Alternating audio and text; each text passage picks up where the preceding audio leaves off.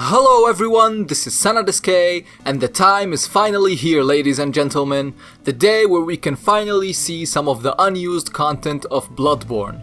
Now this is a very amazing thing for the community and for me personally, as my first proper cut content video was the one showing the unused area and boss in Bloodborne's alpha test. And now we can actually see some of the unused things in the final game.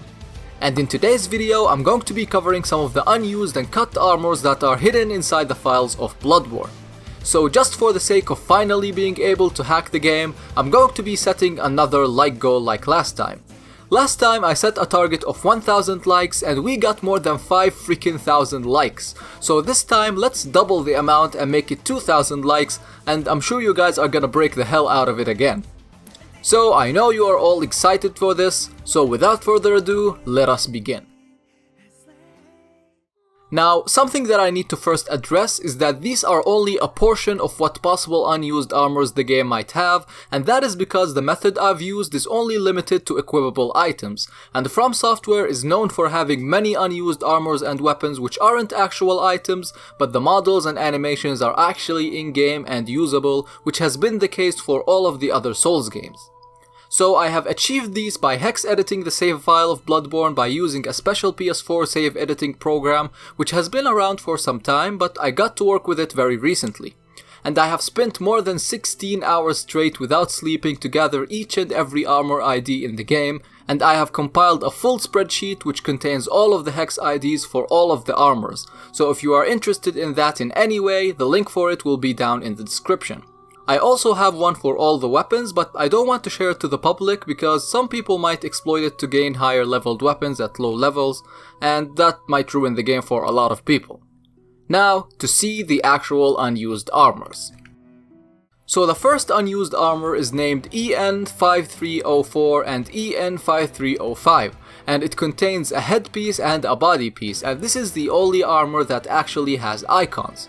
If you didn't notice already, this is actually the armor set of Annalise, the Queen of Vilebloods. Now, we can't actually get this armor by normal means, but by editing the save files of the game, you can force the game to load it. Now, one interesting detail we can learn about Annalise is that her hair is actually her real hair and not part of the armor. I just wish if we could actually get to look like her. Oh, wait, you actually can. And this leads us to our second piece of equipment, which isn't a piece of equipment specifically, but when you equip this, it actually transforms your entire body to Annalise, which changes your hair, your skin, and even forces the dress onto you. Now you might be wondering, what the hell is this, and is this supposed to be an actual armor or something? Well, let me explain it to you as simple as possible. So, as you know, some of the NPCs in Bloodborne are actual Blair models, just like you, and Annalise is no exception. However, to make Annalise look special with her hair and skin color, they made this piece of equipment to be worn by the NPC only and transform it into what she looks like.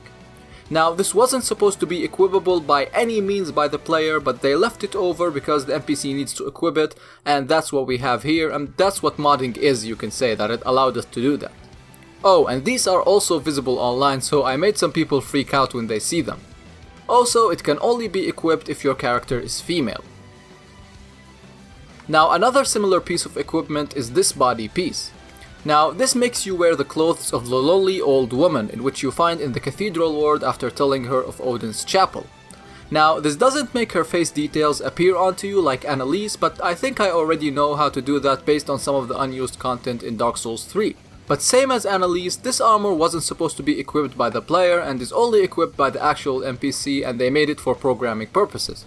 I actually like how this set looks like. It looks super funny with all the bloody stuff happening in Bloodborne. And if I'm going to be doing a trolling video, like anytime, I'm going to be wearing this set. Like, this is the best trolling set ever. Next we have is a bloody and gutty version of the Executioner set. You can see the comparison between the original set and the unused one on the screen. Now, this unused version is worn by Alfred at the very end of his questline after he kills Annalise, and you can still see part of her blood and parts of her skin on the armor set. This armor looks super neat as with all the blood and guts, which benefits the theme of Bloodborne greatly. So now we can finally go and kill Annalise with a proper looking armor. Also, the detail on this armor is amazing. Like you can see with Logarius' wheel, and it just looks amazing and looks terrifying, just like that Silent Hill enemy which has the same head as this. Next is another bloody version of an armor, but this time it is Eileen's Chrisette. You can see both sets right now and the differences between them. As you can see, there are scratches and blood all over the set, and especially the headpiece. This armor is worn by Eileen at the very end of her questline, and same as before, it wasn't meant to be equipped by the player and was made solely for the NPC questline.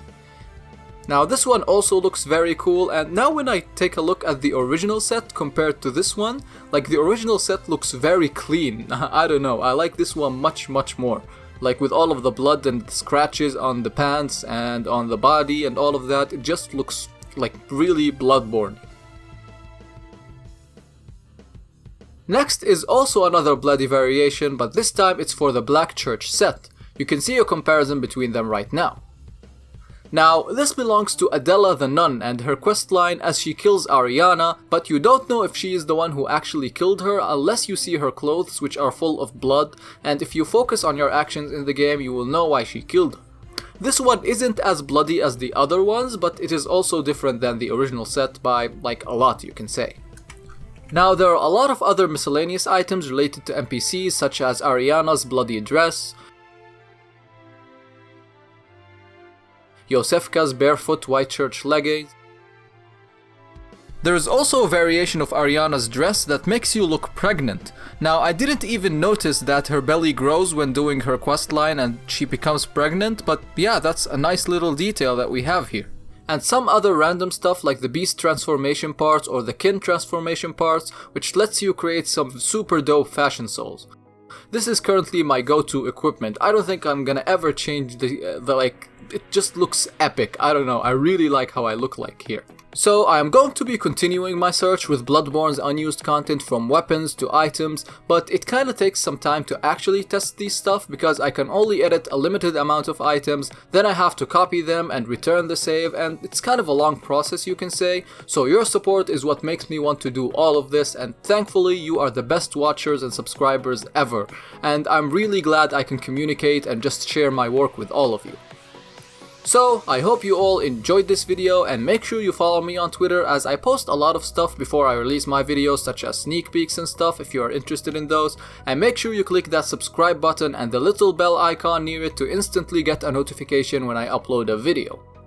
So, I'll be seeing you in the next video. Bye bye.